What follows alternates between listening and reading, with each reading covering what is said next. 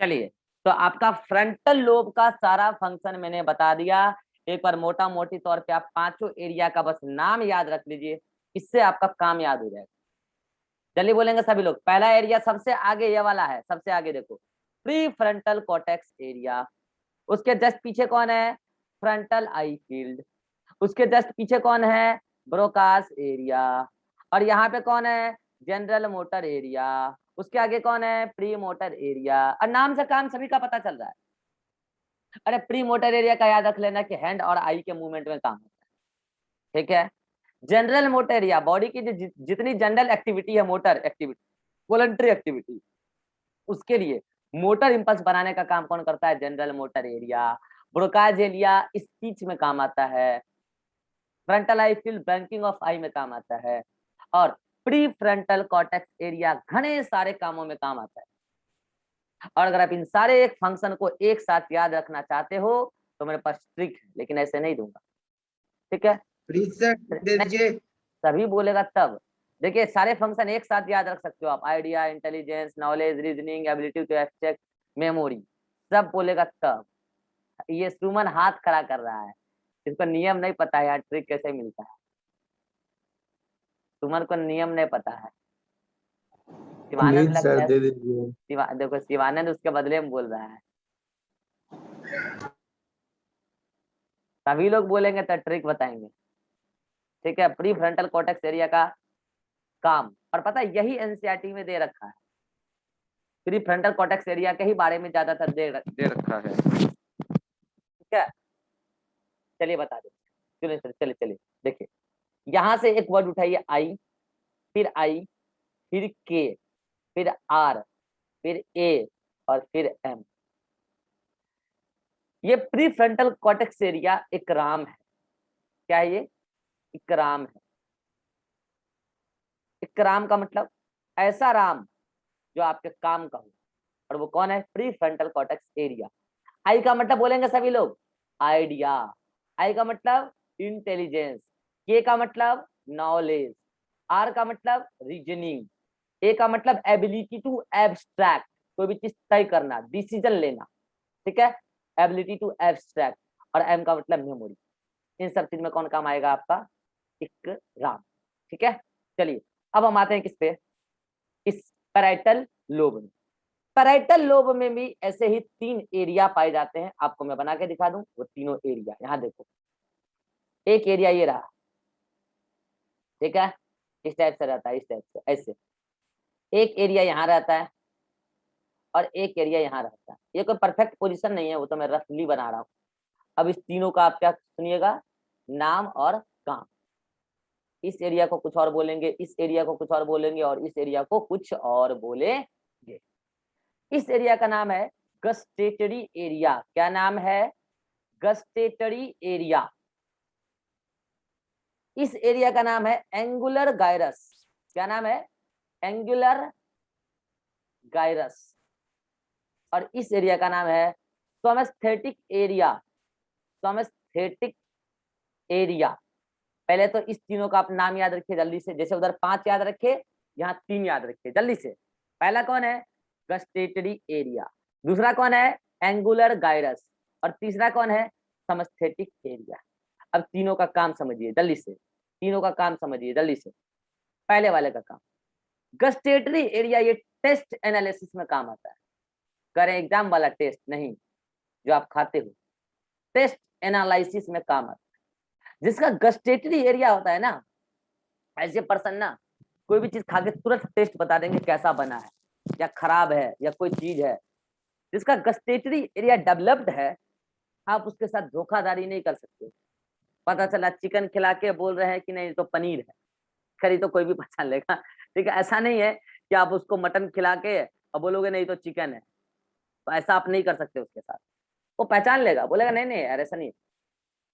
वो किसी भी चीज के माइनर से माइनर चीजों को पहचान सकता है। इन जनरल हम सभी का गस्टेटरी एरिया डेवलप होता है, जिससे हम पता करते हैं कि ये खीर है, ये रस कदम है, ये मटन है, ये चिकन है, ये सब्जी है, ये पनीर है, ये कटहल है। हम जो टेस्ट पता कर रहे हैं, अलग अलग टेस्ट, खट्टा है, मीठा है, नमकीन है, मॉडरेट है, तीखा है, फीका है, इन सभी के लिए हमारे टेस्ट पर पहले रिसेप्टर लगा हुआ है, सुनेंगे सब लोग ध्यान से। इसके लिए सेंसरी ऑर्गन कौन है? टेस्ट, सॉरी टंग।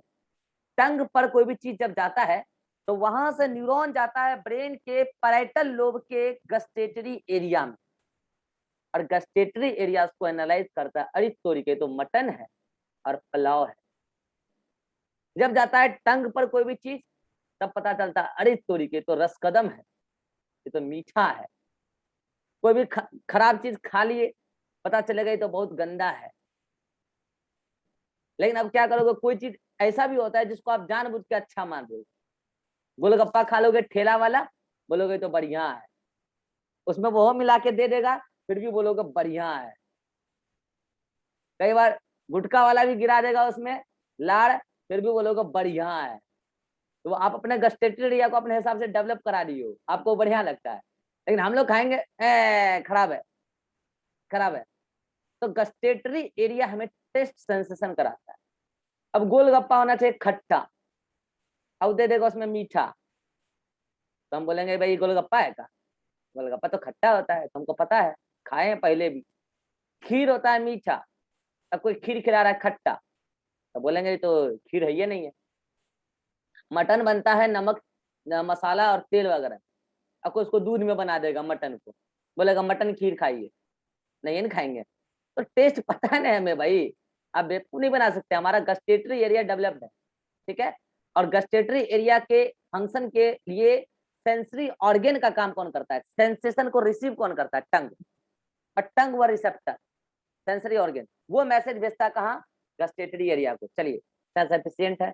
अगला एंगुलर गायरस, ये राइटिंग एनालिसिस में काम आता है। किसमें? आप लोग सर राइटिंग सेंटर तो यहाँ है, ये राइटिंग सेंटर नहीं है, रिटेन सेंटर है। आप कोई भी चीज लिखते हो, हैंड और आई का मूवमेंट में काम आता है प्रीमोटर एरिया ऑफ फ्रंटल लोब। जब आप किसी का राइटिंग पहचानते हो तो उसमें काम आता है एंगुलर गायरस। एंगुलर गायरस के लिए सेंसरी ऑर्गन का काम करता है कौन? आई। जैसे आप मेरा ही राइटिंग, आप मेरा राइटिंग देख रहे हो कई साल कई महीनों से, आप मेरे राइटिंग को देख के पहचान जाओगे कि मेरा राइटिंग है या नहीं। बचपन में आपका जो भी मित्र था, जो भी सखा थी, महिला मित्र, उसका राइटिंग आज तक आपको याद होगा, कैसे लिखती थी। बचपन वाले मित्र का आज तक आपको राइटिंग पता होगा। मास्टर बचपन में 5th क्लास में वेरी गुड देता था, ऐसे इसी को वेरी गुड समझ लेते थे। अब ये आगे क्या लिखा है पता नहीं, लिखा हो वेरी गधा, पता नहीं, हम लोग इसको गुडे पढ़ते थे। अगर गधो लिखा है तो गुडे पढ़ेंगे, ठीक है। तो जो है इसको, ये एक राइटिंग था, इस टाइप का स्पेसिफिक राइटिंग था, पहचान लेते थे कि वेरी गुडे है। तो एक टैग, मतलब जैसे कि मान लेते कि मैं सिग्नेचर करता हूँ फॉर एग्जाम्पल, करके तो नहीं बताऊंगा, क्या पता तुम लोग बैंक पहुंच जाओ, ठीक है। मान लो कि मैं कोई भी चीज ऐसे लिखता हूँ, चलो मैं शिवानंद लिख रहा हूँ, तो मैं बार बार मान लो शिवानंद ऐसे लिखता हूँ, तो आप गौर करो कि शिवानंद में ये वाली चीज जो है ये एक यूनिक है, ये बार बार मैं ही डालता हूँ, देख लो एस मतलब एच से कनेक्ट हो जाता है।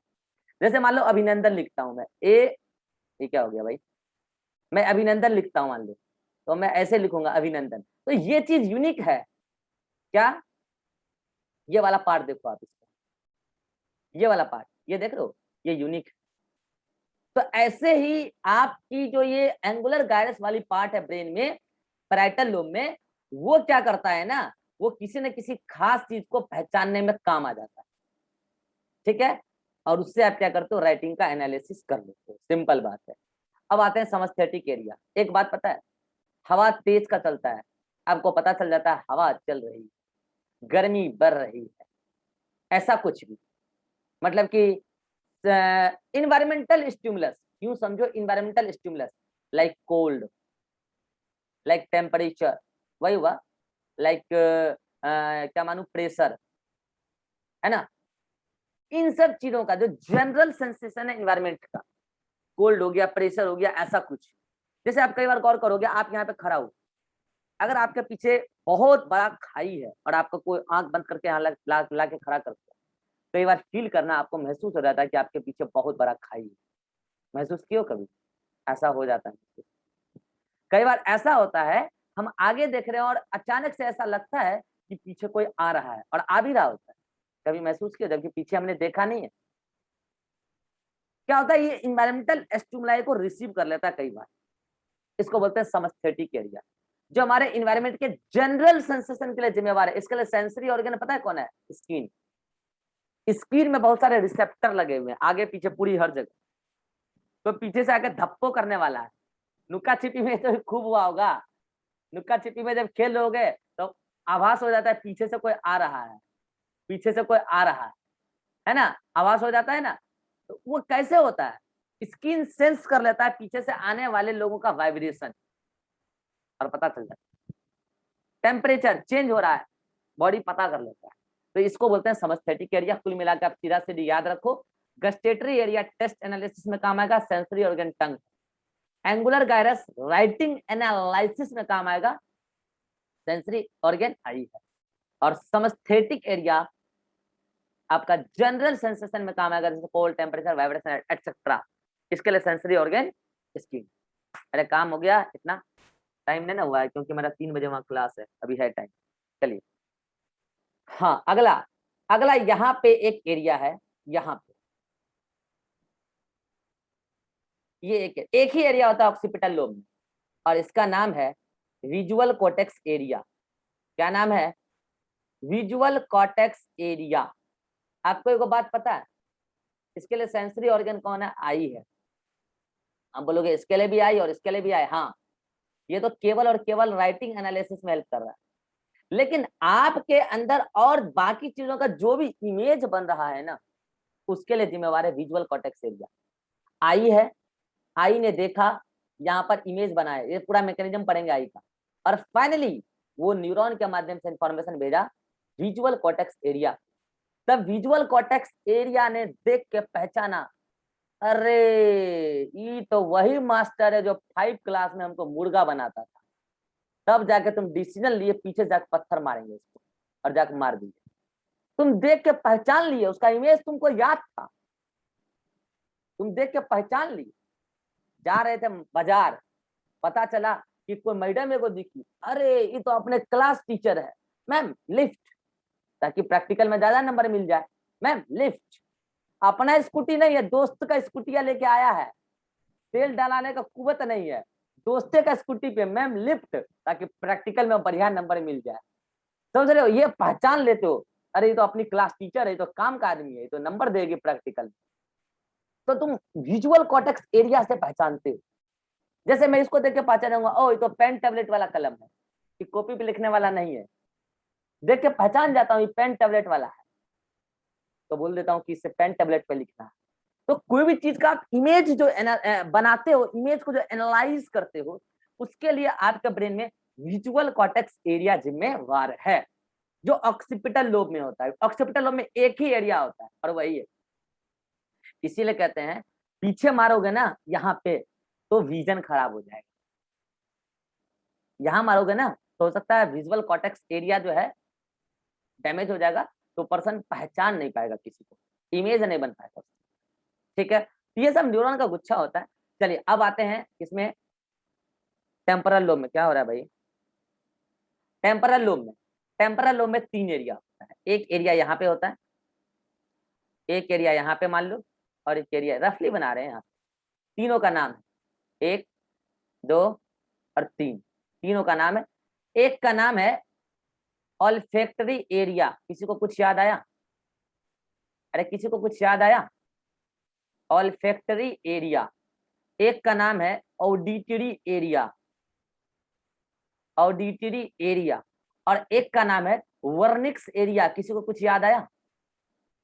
Wernicke's area. Lecture number 1 nervous system का, कुछ बोला ब्ला ब्ला ब्ला ब्ला ब्ला ब्ला, कुछ ब्ला ब्ला को एनालाइज किया ब्रेन ने कि बोला गया व्हाट इज योर नेम, मतलब लैंग्वेज एनालिसिस, वर्ड एनालिसिस, इसके लिए जिम्मेवार कौन है? Wernicke's area. चलिए अब मैं तीनों का एक एक करके काम बताता हूँ। ऑल्फैक्टरी एरिया के लिए सेंसरी ऑर्गन नोज है, बता रखा है। नोज में एपिथेलियम होता है, वहां से न्यूरॉन आके डायरेक्टली ऑल्फैक्टरी एरिया में आता है, और तब जाके सूंघ के पता चलता है मटन, लड़की लोग बोलेगी गोलगप्पा, मोमो, चाट, पगला आ जाएगी सूंघ के। उस कैसे पहचान रही है? वहां जाके जो ठेला पर बिक रहा चाट है, जिसमें पता नहीं क्या क्या मिला हुआ है, स्मेल से उसको पता चल जाता है ये चाट है। स्पेसिफिक उसका स्मेल है। हम लोग क्या करेंगे, जाएंगे गाजर का हलवा। भाई गाजर का हलवा कैसे, पता चल गया आपको पहले से गाजर का हलवा का ऐसा ही स्मेल होता है, तो उसको आप एनालाइज कर रहे हो, चाहे वो अच्छा हो या खराब हो। अब कोई नाली के पास जाके तो बढ़िया नहीं बोलेगा ना, मजा आ रहा है। अगर वो नाली के पास भी जाके ऐसा बोल रहा है मजा आ रहा है, तो उसको उसी गटर में गोत देना वहीं पे, बोला तू यही रहे अब। नाली के पास जाकर यही बोलेगा यार, यही बोलेगा ना यार।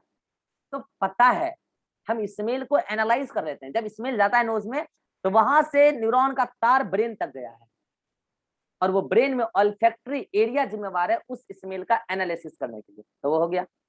अब आते हैं ऑडिटरी एरिया।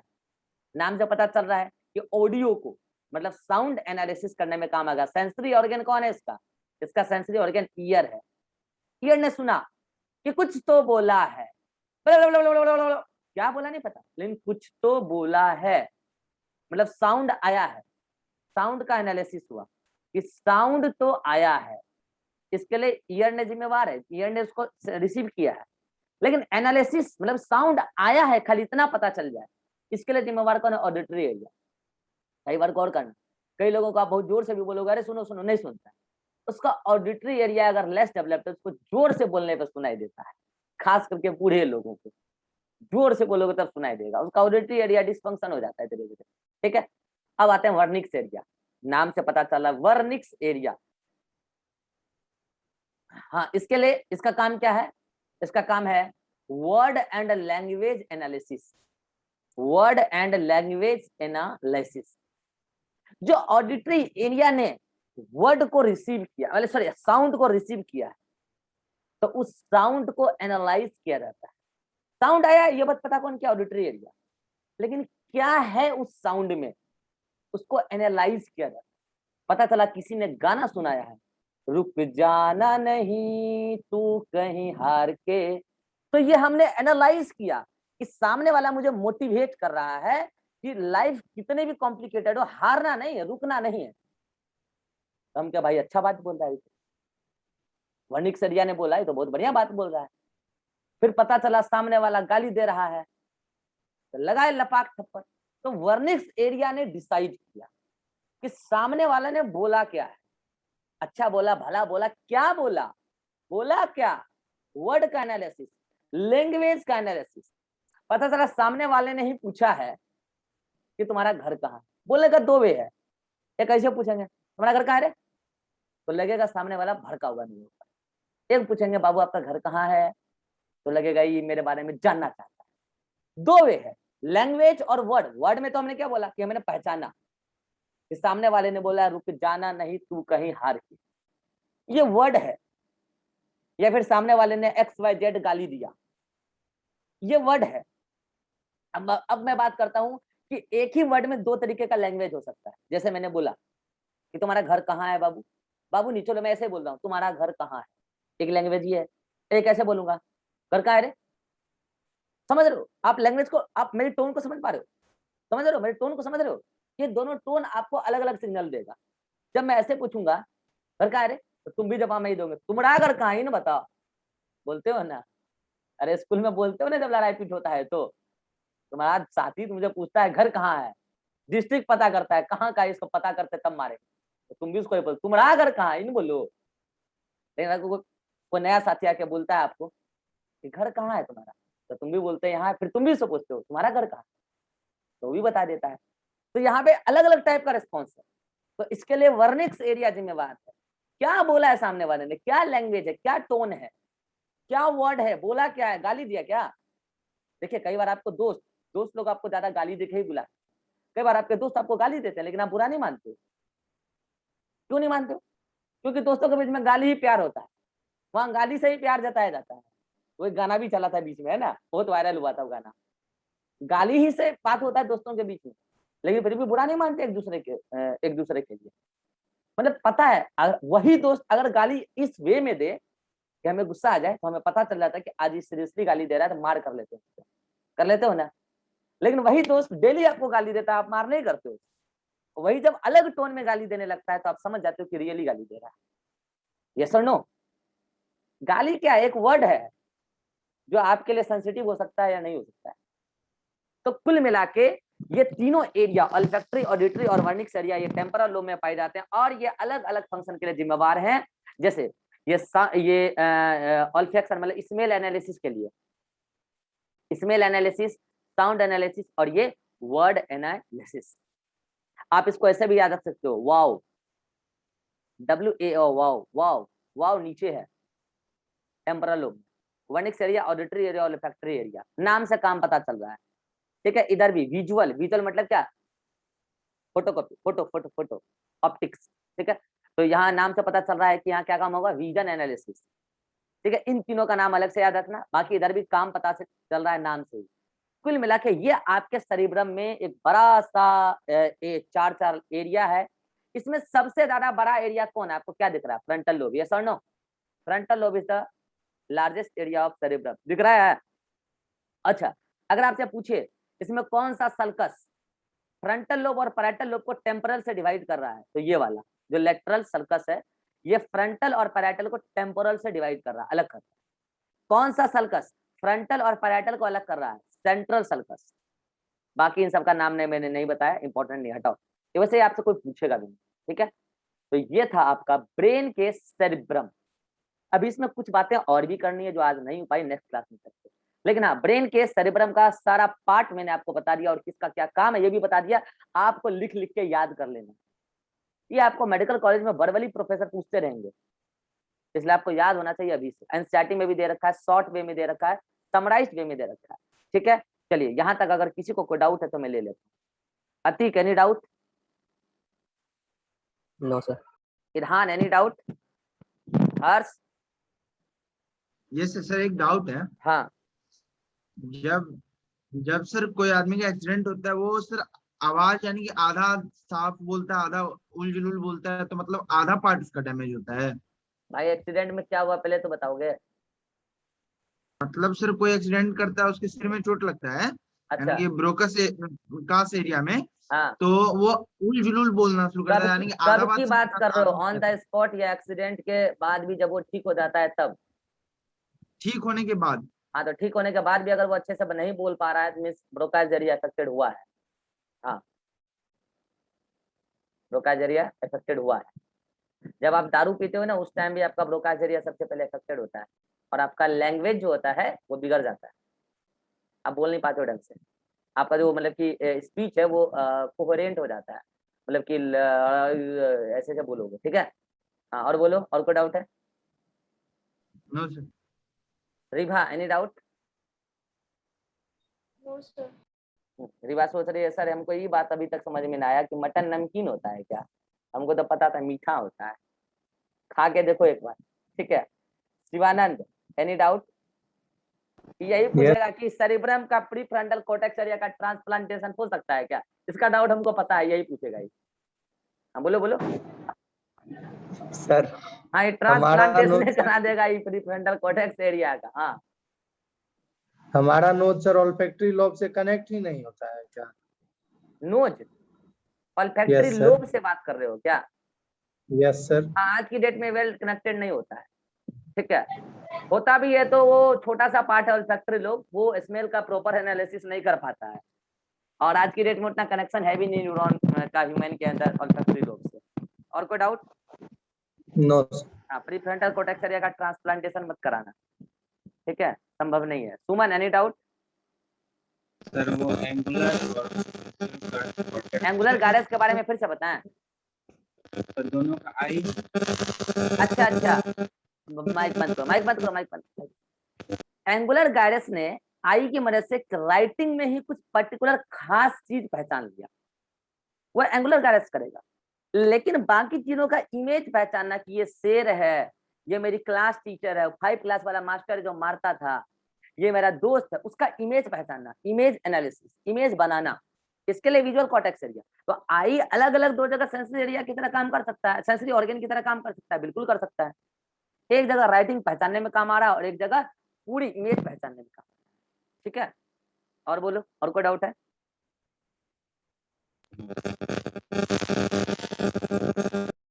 चलिए, तो इतना आप पढ़ के आइए नोट्स में। नेक्स्ट क्लास में हम इससे आगे और बात करेंगे। ये बातें आपको सभी को अच्छे से याद होना चाहिए, ठीक है। इससे आगे हम बात करेंगे नेक्स्ट क्लास में। Bye bye, take care.